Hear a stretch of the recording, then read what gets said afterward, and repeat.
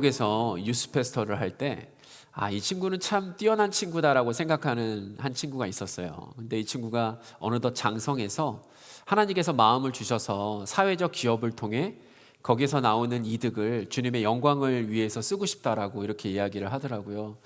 그래서 목사님, 정말 제가 선교지에 대해서 아무것도 아는 것이 없는데 저랑 좀 같이 가실 수 있으시겠어요? 라고 하는 한마디에 제가 같이 네팔을 갔어요.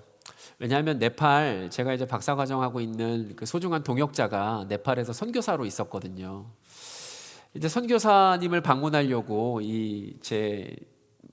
제가 양육했던 이 친구랑 네팔에 도착을 했더니 선교사님이 환하게 웃으면서 하신 말씀이 네팔 속담에 이런 게 있대요. 멀리서 찾아오는 사람은 진정한 친구이거나 원수라고 한대요.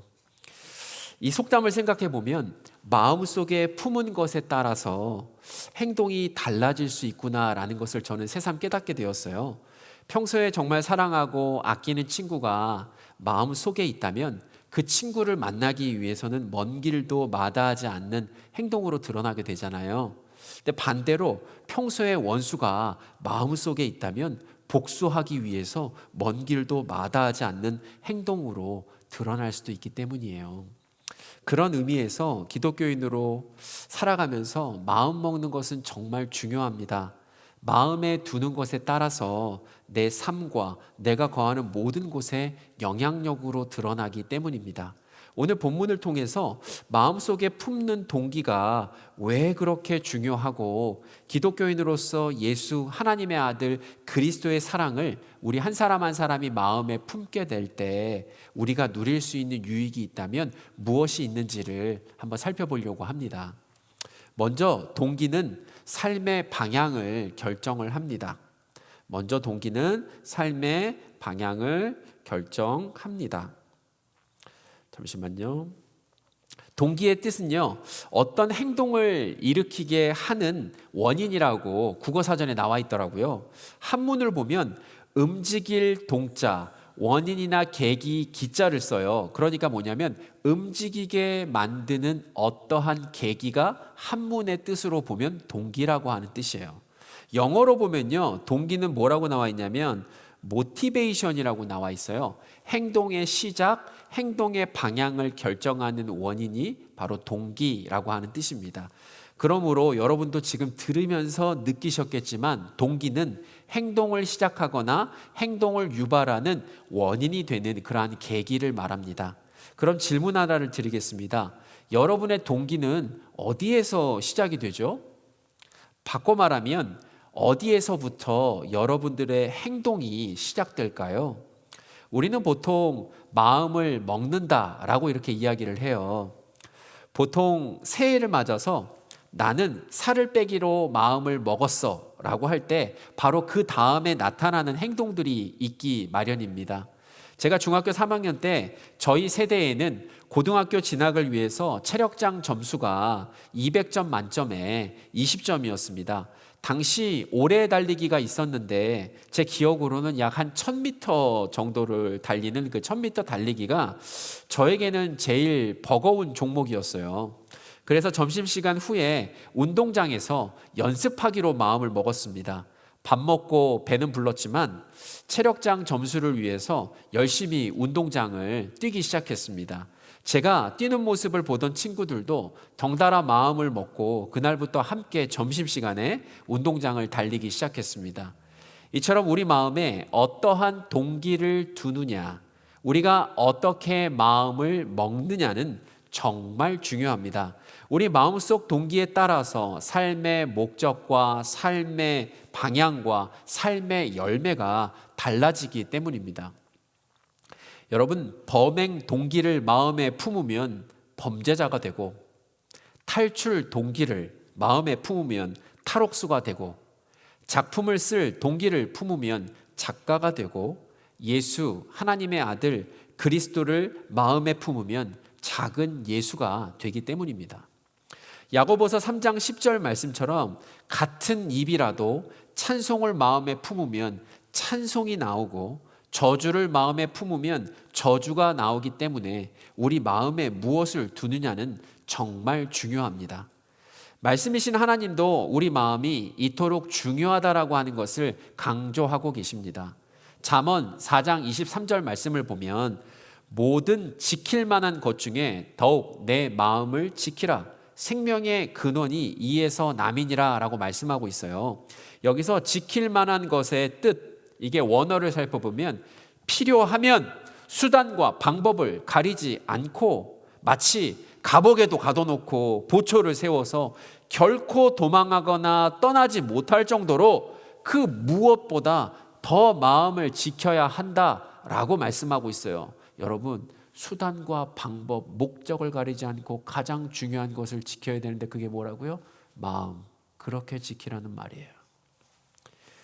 우리에게 이처럼 지켜야 할 것은 수없이 많이 있겠지만 가장 중요한 것은 마음이다라고 말씀하고 있는 거예요. 화를 계속 꾹꾹 눌러서 참게 되면 도파민이나 세로토닌 같은 신경 전달 물질의 균형이 깨져서 마음에 병이 생깁니다. 열등감을 계속 느끼게 되면 시간이 흐를수록 만성적으로 슬픔과 우울한 마음의 병이 여러분 생깁니다. 이와 반면에 신명기 6장 4절에서 5절 말씀을 보면 이렇게 나와 있어요. 이스라엘아 들으라. 우리 하나님 여호와는 오직 유일한 하나님이시니 너는 마음을 다하고 뜻을 다하고 힘을 다하여 내 하나님 여호와를 사랑하라. 이 성경 말씀을 계속 띄워주시겠어요? 예. 여러분 5절에 보시면 마음이라고 나오죠. 영어로 보면 heart예요. 우리의 마음하고 똑같아요. 마음에 하나님 여호와에 대한 사랑을 두게 되면 여러분 뜻이라고 나와 있죠. 뜻은 영어로 보면 soul이에요. soul이라고 하는 것은 사람을 뜻합니다. 마음에 하나님 여호와에 대한 사랑은 사람의 몸을 통해서 드러나게 되죠. 마지막으로 힘을 찾아보면 영어로 찾아보면 strength라고 돼 있어요. 모든 소유를 말합니다. 정리해서 다시 한번 말씀드리면 마음에 하나님 여호와에 대한 사랑은 사람의 몸을 통해서 말을 통해서 행동을 통해서 드러나게 되고 그가 가지고 있는 모든 소유, 가정, 직장, 재산, 그 밖에 자녀에게도 드러나게 된다라고 하는 말씀이에요. 그래서 이스라엘 모든 사람들에게 쉐마 이스라엘, 이스라엘아 들어라. 하나님을 사랑하려면 그 마음에 있는 하나님에 대한 사랑이 우리 행동으로 드러나고 우리가 속한 모든 곳에서 드러나야 된다라고 말씀하고 있는 겁니다. 사람을 귀하게 생각하는 마음이 경주 최부자 마음에 딱 있으니까 누구든지 굶주린 사람들이 주위에 있으면 쌀을 나눠주는 사람이 되었고 사방 백리에 굶어 죽는 사람이 없도록 자신의 모든 소유를 아낌없이 나눠 주었습니다. 누가요? 경주 최부자가요. 이처럼 마음은 사람의 생명이 샘솟는 곳이면서 모든 결정을 통해 삶이 가야 할 방향을 결정하는 소중한 곳이기 때문에 마음의 결정에 따라서 생명과 죽음이 될 수도 있고 천국과 지옥이 좌우될 수 있기 때문에 정말 중요합니다. 그래서 성경은 마음에 무엇을 두고 사느냐에 따라서 그 사람이 결정된다라고 말씀하고 있어요. 그 내용이 마가복음 7장 21절부터 23절까지 말씀인데요. 제가 읽어드릴게요. 속에서 곧 사람의 마음에서 나오는 것은 악한 생각, 곧 음란과 도둑질과 살인과 간음과 탐욕과 악독과 속임과 음탐과 질투와 비방과 교만과 우매함이니 이 모든 악한 것이 다 속에서 나와서 누구를요? 사람을 더럽게 하느니라. 그렇다면요, 우리는 중요한 질문을 내 자신에게 한번 해야만 할 것 같습니다. 나는 지금 내 마음에 어떤 동기로 이 땅을 살아가고 있는가를 한번 물어봤으면 좋겠어요. 왜냐하면 지금 내 모습은 내 마음에 둔 내 동기로 인한 결과가 바로 나의 모습이기 때문입니다. 지금 내 마음은 이 세상에서 누릴 수 있는 수평적 동기로 움직이고 있는가? 세상 사람들은요, 저마다 자기가 누릴 수 있는 거 수평적으로 다 누리고 있는데 그럼 지금 내 마음은 저 천국, 저 세상에서 누릴 수 있는 성경적인 동기, 이 수직적인 동기로 움직이고 있는가를 꼭 물어봐야만 할 것 같습니다. 그것에 따라서 우리는 너무도 다른 열매를 맺게 되기 때문입니다. 마음에 이 세상에서 누릴 수 있는 수평적 동기가 수평적 동기로 살아가는 요즘 세상 사람들은 뭐라고 얘기하냐면 조물주 위에 건물주가 있다고 생각합니다. 그래서 영혼을 끌어모아 건물을 사서 임대료를 받는 건물주가 되는 게 꿈이에요. 근데 마음에 저 천국, 저 세상에 누릴 수 있는 수직적 동기로 살아가는 요즘 세상 사람들은 건물주 위에 조물주가 있다고 생각을 합니다. 그래서 루게릭병 환자를 위한 재단을 만들고 병원을 설립해서 의료보험 혜택을 받지 않는 사람들을 도우려고 그러한 방법으로 살아가려고 해요. 만약 우리 마음에 성경적인 동기, 이러한 수직적인 동기를 품고 살아간다면 저와 여러분들의 삶은 어떻게 될까요? 그러므로 두 번째로 살펴볼 것은 우리 동기가 성경적인 동기로 채워질 때 우리 삶은 풍성해질 수가 있습니다. 이 땅을 살아가는 수평적 동기로 살아가는 사람들, 수직적 동기로 살아가는 기독교인들 사이에 공통점이 있습니다. 각자의 마음속에 있는 동기로 세상을 살아가고 있다라고 하는 그런 공통점이 있어요. 2024년 한국 프로야구 코리안 시리즈 우승팀은 기아 타이거즈입니다. 1월 말부터 2월 17일까지 지금 여기 얼바인에 와가지고 전지훈련을 열심히 하고 있어요. 때마침 얼마 전에 LA에 살고 있는 한국 야구 전설 이 박찬호가 얼바인의 이 기아 타이거스 전지훈련장에 방문을 했어요. 훈련 중인 기아 투수들이 공을 던지는 것을 유심히 보더니 한 투수에게 이런 조언을 했습니다. 타자를 상대할 때마다 그 타자의 약점을 파악해서 어떻게 하면 그쪽으로 계속 공을 던질 수 있도록 훈련을 해야 되는데 너는 지금 아무런 생각 없이 공만 던지고 있다. 그러면 아무리 던져도 실력이 늘 수가 없어. 이렇게 이야기를 하더라고요. 저는 박찬호 선수의 말을 듣고 저에게 깨달음이 있었습니다. 우리 기독교인 중에서 세상적인 동기보다 성경적인 동기로 이 땅을 살아가는 것이 더 중요하다는 것을 모르시는 분이 여기 어디 있어요? 다 알잖아요. 그런데 중요하다는 것을 알면서도 그 중요한 성경적인 동기를 의식적으로 마음에 두고 이 땅을 살아가는 그리스도인들은 의외로 많이 없는 것 같습니다. 성경적인 동기를 마음에 두지 못하니까 이러한 모든 것들이 내 삶에서 드러나지가 않고 내가 속한 곳, 내가 가지고 있는 모든 소유에서 성경적인 동기가 혹시 드러나지 못하고 있는 것은 아닐까요? 저는 오늘 이 설교를 통해서 아니 왜 내 마음에 그렇게 사랑이 없었을까? 아니 왜 내 마음에 이렇게 감사가 없었을까를 진지하게 고민해 보시는 저와 여러분들 되시기를 주님의 이름으로 축복합니다. 저희 교단 정재호 감독님께서 사적인 자리에서 의식적으로 자주 하시는 말씀이 있으세요. 그게 뭐냐면 아니 종놈이 무슨 할 말이 많겠어? 아니 종놈이 무슨 할 말이 있겠어? 욕을 하는 게 아니고요. 값없이 구원받은 종놈이 무슨 할 말이 있겠느냐라고 하는 취지에서 하시는 말씀인데 아마도 정재호 감독님은 누가복음 17장을 말씀하시는 것 같다라는 생각이 들어요. 누가복음 17장 7절에서 10절을 제가 한번 설명을 드리는데 이 내용이 뭐냐면 하나님 나라에서 어떻게 충성하며 살아야 하는지 예수님이 제자들에게 가르치시는 그러한 대목이에요. 7절을 한번 보면요. 너희 중 누구에게 밭을 갈거나 양을 치거나 하는 종이 있어 밭에서 돌아오면 그더러 곧 와 앉아서 먹으라고 말할 자가 있겠느냐. 이 말이 뭐예요? 하루 종일 밭을 갈고 양을 치고 돌아온 종이라 하더라도 집에 오면 곧바로 앉아서 먹고 쉴 수가 없고 집에 오면 종이기 때문에 다른 일을 해야 된다라고 하는 거잖아요. 8절 도리어 그더러 내 먹을 것을 준비하고 띠를 띠고 내가 먹고 마시는 동안에 수종 들고 너는 그 후에 먹고 마시라 하지 않겠느냐. 이 말이 무슨 말이에요?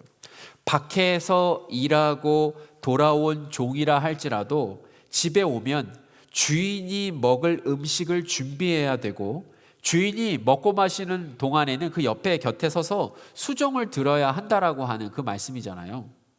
9절, 명한 대로 하였다고 종에게 감사하겠느냐. 아니, 주인이 명령한 모든 것을 종이 성실하게 이행했다고 해서 주인이 종에게 감사하는 일은 없습니다. 종은 당연히 주인의 명령에 따라서 해야 할 일을 했을 뿐이기 때문에 종이 보상이나 감사를 기대하는 것은 어리석은 일이다라고 말씀하고 있어요. 그렇다면 예수님께서 제자들에게 원하시는 것은 무엇이었나? 10절, 이와 같이 너희도 명령받은 것을 다 행한 후에 이르기를 우리는 무익한 종이라, 우리가 하여야 할 일을 한 것뿐이라 할지니라. 예수님은 제자들에게 하나님의 모든 명령에 순종하고 난 후에 내가 한 거 아무것도 없다, 저는 무익한 종이라, 내가 한 것은 아무것도 없고 우리가 해야 될 것을 한 것뿐입니다 라고 하는 겸손한 자세를 취해야 된다는 것을 권면하고 계십니다. 내가 누구인지를 바로 알고 있는 사람, 내가 어떤 은혜로 구원받은 사람이라는 것을 알고 있는 사람, 내가 어떻게 하나님의 자녀가 되어서 영원한 생명을 누릴 수 있는가 바로 알고 있는 사람은 주인이신 예수 하나님의 아들 그리스도 종으로서 어떠한 대가도 바라지 않고 주님께서 명령하신 바를 성실하고 겸손하게 따르는 삶을 살아가게 됩니다. 좀 더 오늘 본문의 근거에서 말씀드린 명령형이니까 살아가야 합니다. 정재호 감독님 표현대로 값없이 구원받은 종놈이 무슨 할 말이 그렇게 많겠습니까? 값없이 구원받은 종놈이 무슨 할 말이 있겠습니까? 이와 마찬가지로 내가 어떤 사랑을 받은 존재인지를 깨달아 그것이 내 마음의 동기가 되면 우리는 감사하지 않을 수가 없습니다. 여러분, 내가 어떠한 사랑을 받았는지 기억하고 계십니까? 내가 어떠한 사랑을 받은 존재인지를 기억하고 계십니까? 요한일서 4장 8절에서 10절에 보면 이렇게 나와 있어요. 사랑하지 아니하는 자는 하나님을 알지 못하나니 이는 하나님은 사랑이심이라. 하나님의 사랑이 우리에게 이렇게 나타난 바 되었으니 하나님이 자기의 독생자를 세상에 보내심은 그로 말미암아 우리를 살리려 하심이라. 사랑은 여기 있으니 우리가 하나님을 사랑한 것이 아니요 하나님이 우리를 사랑하사 우리 죄를 속하기 위하여 화목제물로 그 아들을 보내셨음이라 말씀합니다. 내가 하나님을 사랑한 것이 아닙니다. 하나님이 우리를 먼저 사랑하셨습니다. 이것이 우리에 대한 하나님의 사랑이었습니다. 세상에서 수평적인 사랑, 그 동기는 뭐예요? 내가 이렇게 사랑하면 너도 나를 줘. 대가를 요구하거나 대가를 기대하며 하는 사랑 아닙니까? 그러나 하나님의 수직적인 사랑의 동기는 아무런 조건 없는 무조건적인 사랑이었습니다. 여러분, 자녀들을 키울 때 내가 이 아이를 키우면 나중에 이 아이를 통해서 정말 한몫 단단히 잡을 거야 라는 마음으로 키우셨나요? 아니요. 아무런 조건 없이, 아무런 기대 없이 있는 모습 그대로 먼저 사랑하지 않으셨습니까? 여러분, 심지어 하나님의 사랑은 내가 하나님을 대적하는 죄 가운데 거하고 있을 때조차도 나를 향하고 있었습니다. 로마서 5장 8절에 보니까 우리가 아직 죄인 되었을 때 그리스도께서 우리를 위하여 죽으심으로 하나님께서 우리에 대한 자기의 사랑을 확증, 영어 성경에 demonstrate, 증명하셨습니다. 내가 예수 하나님의 아들 그리스도의 관심을 받을 자격이 있었나요? 내가 예수 하나님의 아들 그리스도의 보살핌을 받을 만큼 사랑스러웠나요? 사랑받을 가치가 없었어요. 사랑받을 자격도 없었을 때에 예수 하나님의 아들 그리스도는 우리를 먼저 사랑해 주셨습니다. 골로새서 1장 21절에 보니까 전에 악한 행실로 멀리 떠나 마음으로 원수가 되었던 나를 위해 십자가에서 죽으심으로 내가 하나님의 자녀가 되었습니다. 이 사랑이 나를 겸손하게, 또한 나를 가슴 벅차게 만듭니다. 아무리 생각해도 그 사랑을 받을 자격이 없다라고 하는 것, 우리 모두는 알고 있고, 또한 동시에 이 사랑은 우리가 얼마나 사랑받는 존재인지를 깨닫게 만들어 주기 때문입니다. 로마서 8장 38절 39절을 보면 이렇게 나와 있어요. 내가 확신하노니 사망이나 생명이나 천사들이나 권세자들이나 현재일이나 장래일이나 능력이나 높음이나 깊음이나 다른 어떤 피조물이라도 우리를 우리 주 그리스도 예수 안에 있는 하나님의 사랑에서 끊을 수 없으리라. 설교를 준비하면서요, 우리 주 그리스도 예수 안에 있는 하나님의 사랑을 한번 묵상해 봤어요.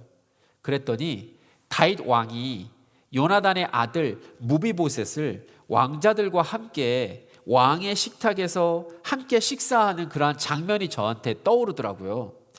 여러분, 요나단은 아무리 다윗의 친구, 절친이라 할지라도 이제는 정적이라서 당연히 요나단의 아들 무비보셋은 숙청을 당해야 정상 아닙니까? 그런데 아무런 자격도 없었던 무비보셋이 바로 나였구나라는 것이 보였습니다.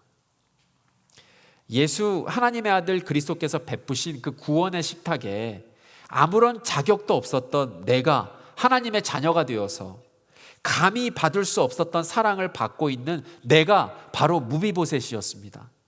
그러고 보니 그동안 오만방자하고 교만해서 그냥 모든 것이 내가 잘해서 누리는 모든 결과인 줄만 알았는데, 이제는 그것이 내가 잘해서 누릴 수 있는 것이 아니라 하나님 아버지의 사랑이었다라고 하는 것을 하나둘씩 깨닫게 되었습니다.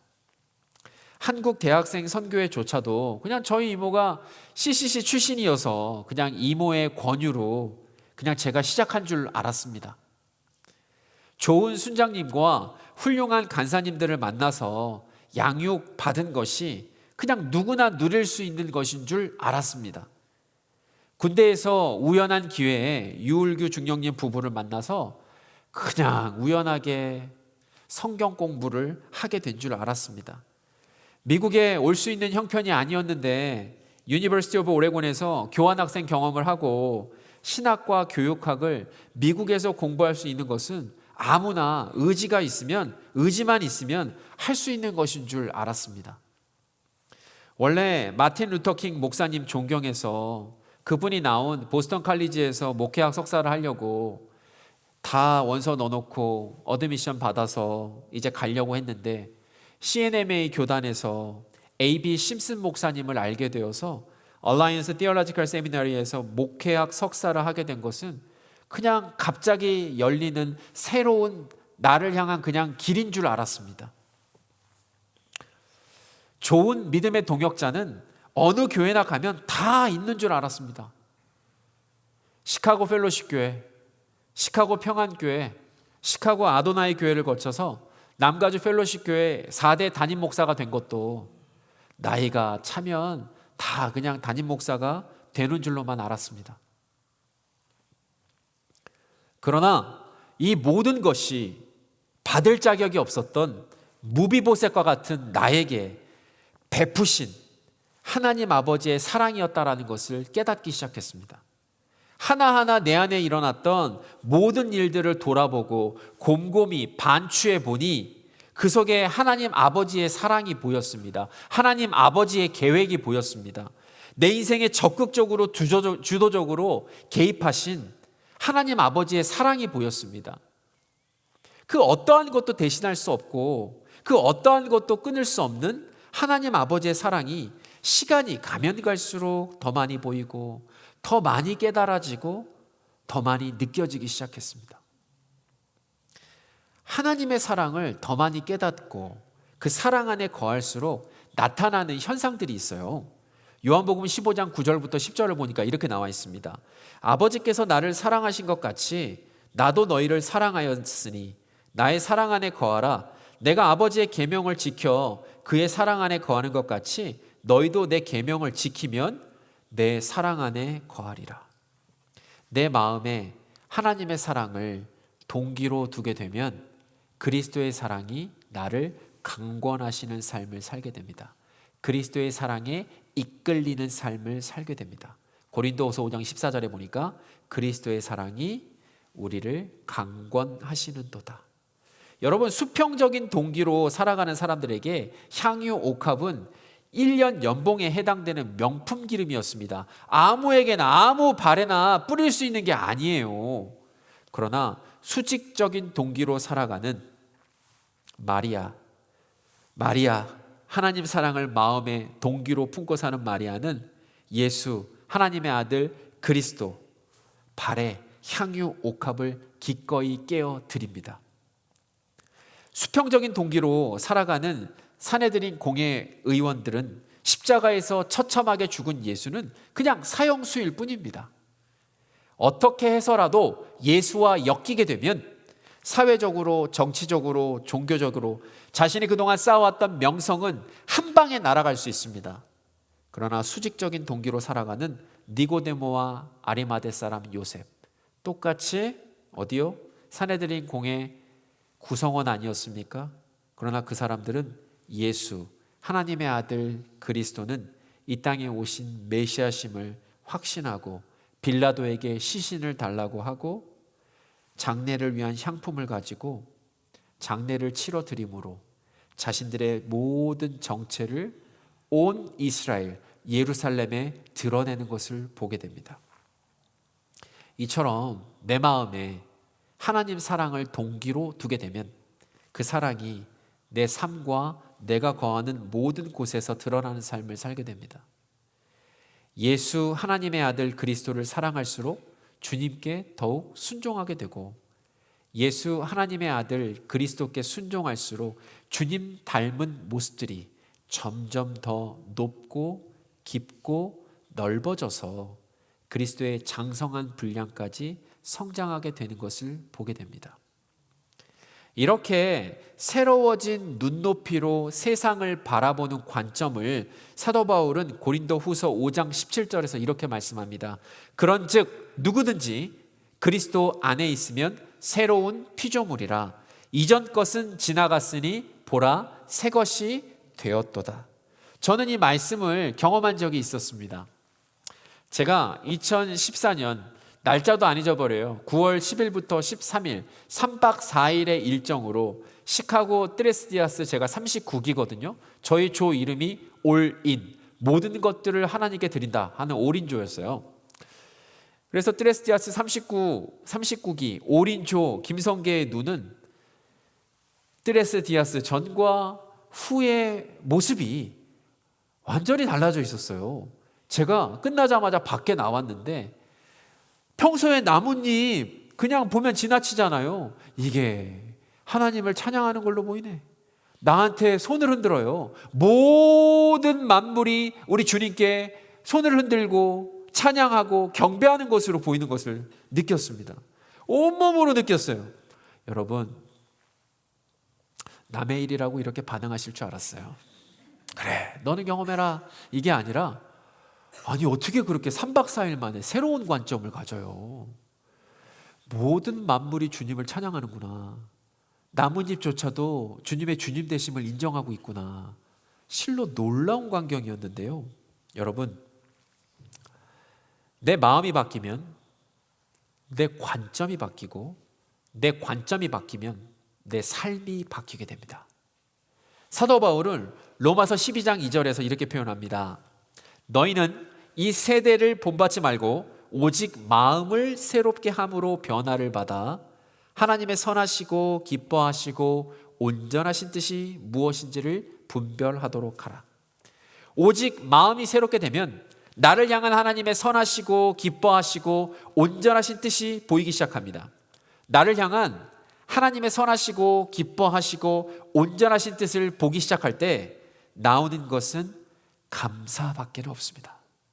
데살로니가전서 5장 18절에 보니까 이렇게 나와 있어요. 범사에 감사하라.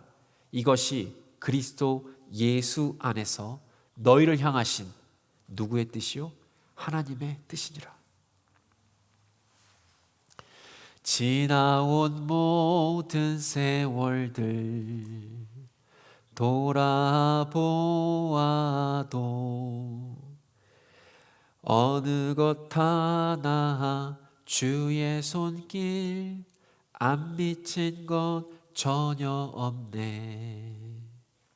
오신실하신 주, 오신실하신 주.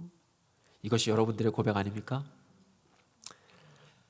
날 구원하신 주 감사, 모든 것 주심 감사, 지난 추억이네 감사, 주 내 곁에 가시네. 향기로운 봄철에 감사, 외로운 가을날 감사, 사라진 눈물도 감사, 나의 영혼 평안해. 사랑하는 성도 여러분, 내 마음에 하나님 사랑을 동기로 두게 되면 강권하시는 그리스도의 사랑이 내 삶과 내가 거하는 모든 곳에서 드러나는 삶을 살게 됩니다. 예수 하나님의 아들 그리스도를 사랑할수록 주님께 더욱 순종하게 되고, 예수 하나님의 아들 그리스도께 순종할수록 주님 닮은 모습들이 점점 더 높고 깊고 넓어져서 그리스도의 장성한 분량까지 성장하게 됩니다. 이렇게 새로워진 눈높이로 세상을 바라볼 때 가장 최선으로 내 삶을 인도해 주신 목자 예수 하나님의 아들 그리스도가 비로소 보이기 시작합니다.